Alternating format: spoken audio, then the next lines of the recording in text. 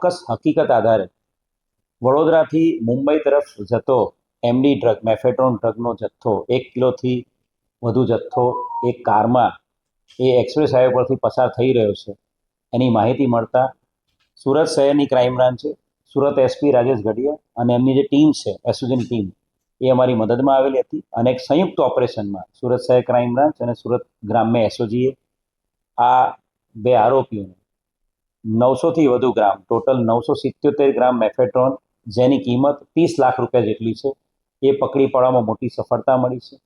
જે પકડાયેલા આરોપીઓ છે એ માનસી અબ્દુલ સૈયદ. માનસી પોતે હિન્દુ છે અને મુસ્લિમ વ્યક્તિ સાથે મેરેજ કરેલા છે, જેનું નામ માનસી અબ્દુલ સૈયદ 41 વર્ષની છે. અને સાથે જે બીજો આરોપી પકડાયો છે સોહેલ સુલેમાન શેખ, જેની ઉંમર 20 વર્ષ છે. આ બંને આરોપીઓ અત્યારે મુંબઈના રહેવાસી છે.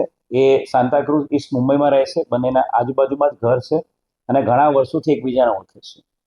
આ આરોપીઓ પાસેથી 977 ગ્રામ મેફેડ્રોન સાથે મોબાઈલ, એની સાથે સાથે એની પાસેથી અલગ અલગ જે પ્લાસ્ટિકની થેલી, ઝીપ બેગ જે સપ્લાય કરવા માટેની, એમ મળીને કુલ 30 લાખનો મુદ્દામાલ કબજે કરવામાં આવ્યો છે.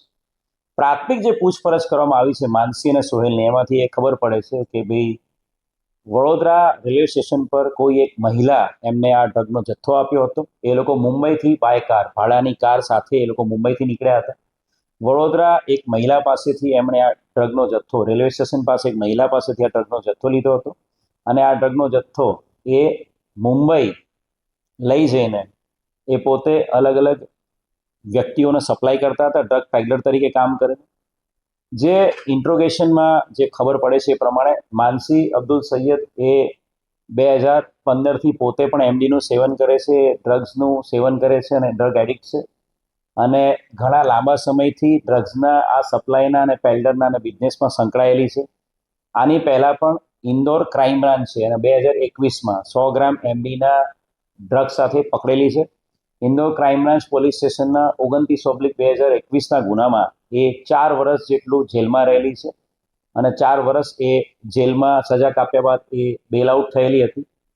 એની જે પૂછપરછ કરી ત્યારે જે ઇન્દોરમાં એ જે 100 ગ્રામ એમડીના જથ્થામાં પકડાયેલી હતી 2021માં, ત્યારે એવું ખબર પડે છે કે મધ્યપ્રદેશના અલગ અલગ જિલ્લાઓમાં એ પાર્ટીઝમાં આ ડ્રગ સપ્લાય કરતી હતી અને 2-3 વર્ષ સુધી એ મધ્યપ્રદેશમાં એક્ટિવ હતી અને ઇન્દોરમાં 31 ડિસેમ્બરની પાર્ટીમાં સપ્લાય કરવાના ઈરાદે એ નાના નાના બાળકોના ડાયપરમાં ડ્રગ સપ્લાય કરવાનું કામ કરતી. ત્યારે એની ધરપકડ 2021માં ડિસેમ્બર મહિનામાં થયેલી હતી.